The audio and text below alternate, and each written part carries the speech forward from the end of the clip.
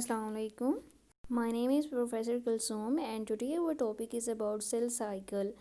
Cycle की बात करें तो ये बेसिकली इवेंट्स का एक ऐसी सीरीज़ होती है जो कि एक रेगुलर पीरियड के बाद जो है वो रिपीट होते रहते हैं। अब सेल साइकिल की बात करें तो इसके अंदर बेसिकली सेल जो है वो एक सीक्वेंस होता है चेंजिंग्स का, जिससे ये पास आउट होके गुजरता है। इसके अंदर दो फेसेस देखी जाती हैं। First one is the interface, second one is the mitotic face. Interface की जब बात करते हैं तो ये बेसिकली मिसलीडिंगली कहा जाता है कि ये एक रेस्टिंग फेज़ है। हालांकि ये एक रेस्टिंग फेज़ नहीं है, इसके अंदर मेटाबॉलिक जो रेट होता है वो बहुत ज़्यादा हाई होता है। इसके अंदर सेल डिवीज़न नहीं हो रही होती, डेट्स वाई इसको रेस्टिंग फेज़ कहा जाता है। बल्कि इसके अंदर सेल जो है वो अपने आप को प्रिपेयर कर रहा होता है फॉर द सेल डिवीज़न। और 24 आवर्स में से जो 23.5 आवर्स हैं वो बेसिकली सेल को रिक्वायर्ड होते हैं अपने आप को प्रिपेयर करने के लिए for the cell replication, cell division. अब इसके अंदर इंटरफेस के अंदर जिसे हम रेस्टिंग फेज़ कहते हैं, तीन तरह की जो है वो आगे से टाइप्स देखी जाती हैं।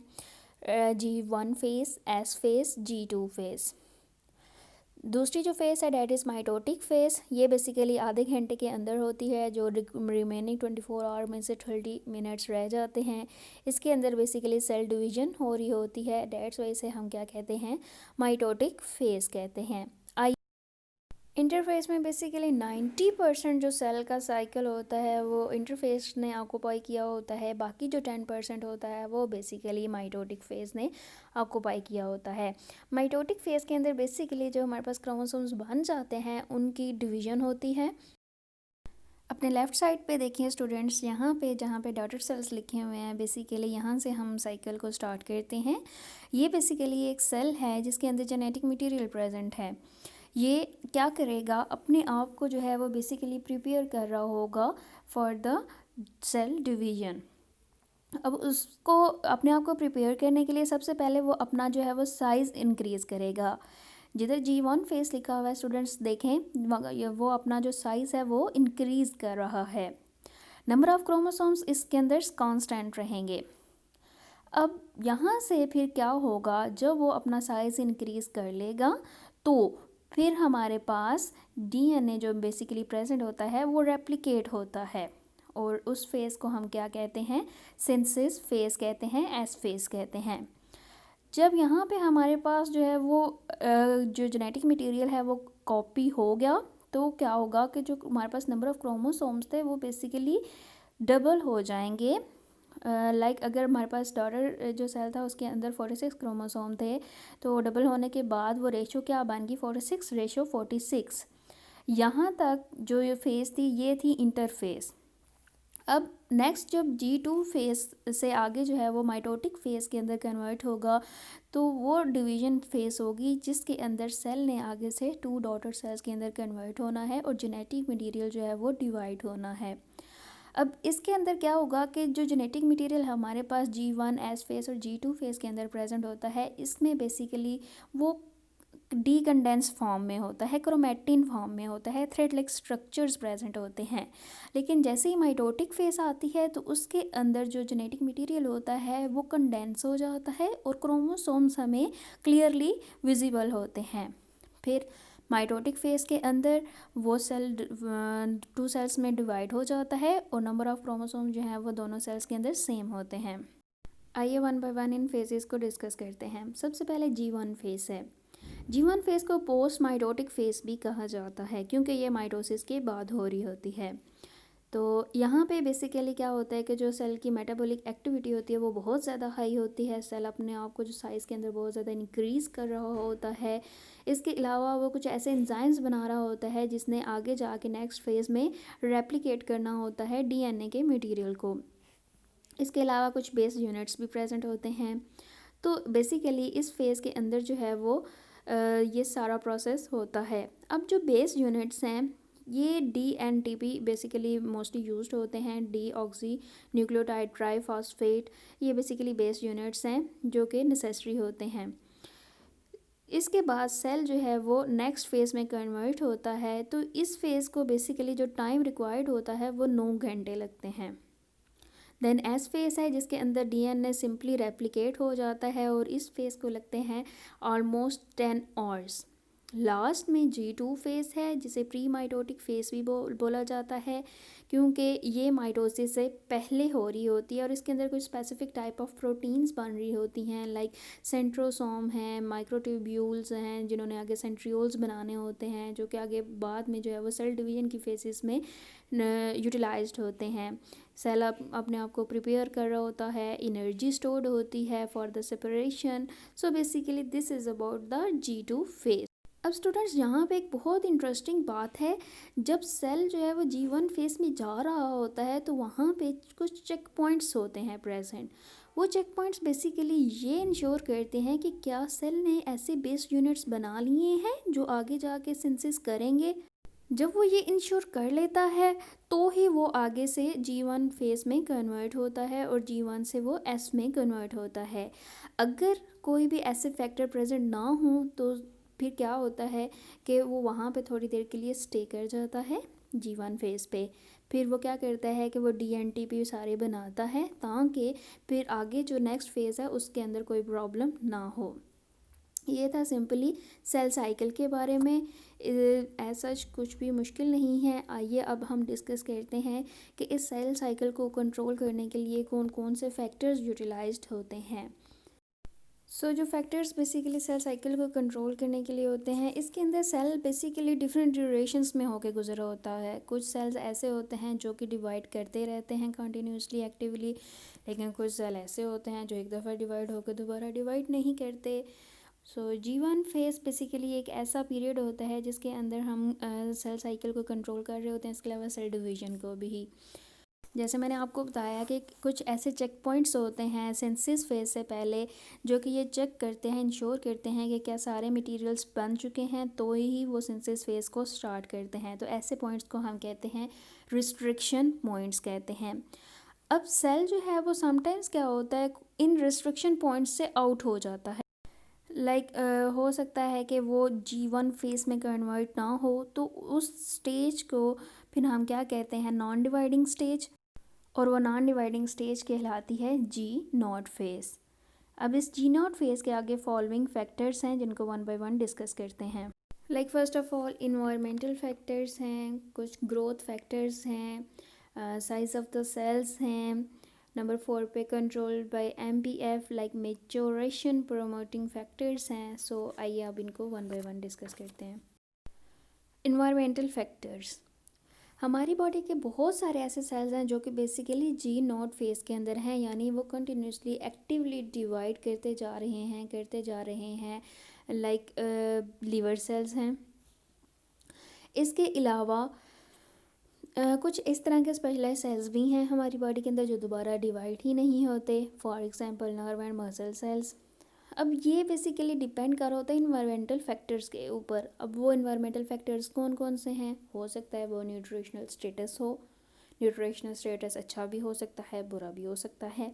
सेल की पॉपुलेशन डिपेंड करता है, developmental status of the cell कैसा है इस पे डिपेंड करता है। सेकंड फैक्टर है ग्रोथ फैक्टर। अब ग्रोथ फैक्टर के अंदर अगर हमें जो है वो इंजरी होती है, कोई जख्म लगता है, तो वहाँ पे बेसिकली अगर कोई प्रोटीन है फिब्रोब्लास्ट है उसने जाना है तो उसको भी अपना फंक्शन परफॉर्म करने के लिए ग्रोथ फैक्टर चाहिए होंगे PDGF, जैसे कि प्लेटलेट ड्राइव्ड ग्रोथ फैक्टर है। ये वहाँ पर पहुँचता है जख्म की जगह पर और वहाँ पे क्लॉट बनाता है ताकि ब्लड जो है वो लॉस ना हो सके। फिर साइज़ ऑफ द सेल पे डिपेंड करता है। साइज़ ऑफ द इसमें बेसिकली सेल एक्टिवली डिवाइड कर रहा होता है जब उसके पास फेवरेबल कंडीशंस होती हैं। सेल साइज़ बहुत इंपॉर्टेंट होता है रिस्ट्रिक्शन पॉइंट्स को पास आउट करने के लिए। सेल ग्रो करता है ड्यूरिंग G1 फेज़, जैसे मैंने आपको पहले भी बताया है, और डीएनए के सिंथेसिस से पहले। इसके अंदर बेसिकली क्या होता है कि जो साइटोप्लाज्म की रेशो और जीनोम की रेशो होती है ये बहुत इंपॉर्टेंट होती है। जो सेल होता है वो साइटोप्लाज्म को ऐड करता है और ग्रो करता जाता है, लेकिन जो उसके अंदर जेनेटिक मटेरियल यानी जो डीएनए न्यूक्लियस के अंदर प्रेजेंट होता है वो डिवाइड नहीं करता, वो इंक्रीज नहीं करता, उसका नंबर कांस्टेंट ही रहता है। अब एक दफ़ा अगर सेल जो है वो अपना वॉल्यूम इंक्रीज़ कर जाए और उसकी जो जीनोम की रेशो होती है वो इक्वल रह जाए और वो एक थ्रेशोल्ड लेवल के ऊपर जो है वो जाके रीच कर जाए, यानी एक मैक्सिमम जो लिमिट दी गई होती है उस साइकिल को, उस पर पहुंच जाए, तो क्या होता है कि सेल जो है उस रिस्ट्रिक्शन पॉइंट को क्रॉस कर जाता है और फिर नेक्स्ट फेज़ में ट्रांसफ़र हो जाता है, डेट इज़ एस फेज़, और वहाँ पे जाके डीएनए की कॉपीज़ बनाना शुरू कर देता है। इन केस अगर सेल का जो वॉल्यूम और जीनोम रेशो कम हो, जो कि वो थ्रेशोल्ड लेवल तक ना पहुंच सके, तो फिर सेल जो है वो दूसरी फेज़ में कन्वर्ट हो जाता है जिसे कहा जाता है G naught phase. Fourth factor की तरफ, that is controlled by MPF, maturation promoting factors. ये बेसिकली स्पेसिफिक टाइप ऑफ कुछ प्रोटीन्स होते हैं जो कि signal as a signal act कर रही होती हैं और ये सेल को स्टिमुलेट कर रही होती हैं एम फेज में जो है वो ट्रांसफर हो जाए, एंटर हो जाए, किस फेज से, एंटर फेज से जो कि रेस्टिंग फेज से, यानी G2 फेज से, तो यहाँ पे फिर इनके जब लेवल की बात की जाती है तो ये अब इनका लेवल जो होता है वो अप एंड डाउन होता रहता है सेल साइकिल के अंदर करता है। ये बेसिकली लेट इंटरफेज यानी G2 फेज है, रेस्टिंग फेज की है, और ये उसको स्टिमुलेट करता है कि सेल जो है वो डिवीजन फेज में यानी एम फेज में कन्वर्ट हो जाए, हाई कंसंट्रेशन हो जाती है। और जब अब इनके जो सिग्नल्स होते हैं यानी ये जो एमपीएफ सिग्नल्स होते हैं, अगर ये लो अब यहाँ पे तो ये जब ये जो हमारे पास सिग्नल्स हैं अगर ये सिग्नल्स बहुत ज़्यादा हाई लिमिट पर जो है वो फाइंड आउट हो रही है तो ये एम फेज में देखे जाते हैं। फिर जब इनकी कंसंट्रेशन जो है वो हाई होती है ड्यूरिंग द माइटोसिस, तो बेसिकली ये उस प्रोसेस को स्टार्ट आउट करने के लिए नेसेसरी होते हैं, एज अ थ्रेशोल्ड एक्ट कर रहे होते हैं। और उसके अंदर जब ये माइटोटिक फेज़ को स्टार्ट करते हैं तो सबसे पहली जो फेज़ आती है that is the pro phase. इसी तरह जैसे जैसे हमारे पास एमपीएफ सिग्नल्स के जो है वो कमी होना शुरू हो जाती है, डिक्लाइन होना शुरू हो जाता है इनका लेवल, तो and of the mitosis start हो जाता है और सेल जो है वो फिर आगे नेक्स्ट दोबारा से न्यू साइकिल की G1 फेज़ में चला जाता है और इस तरह से फिर हमारे पास नेक्स्ट साइकिल की G1 फेज़ जो है वो स्टार्ट आउट हो जाती है।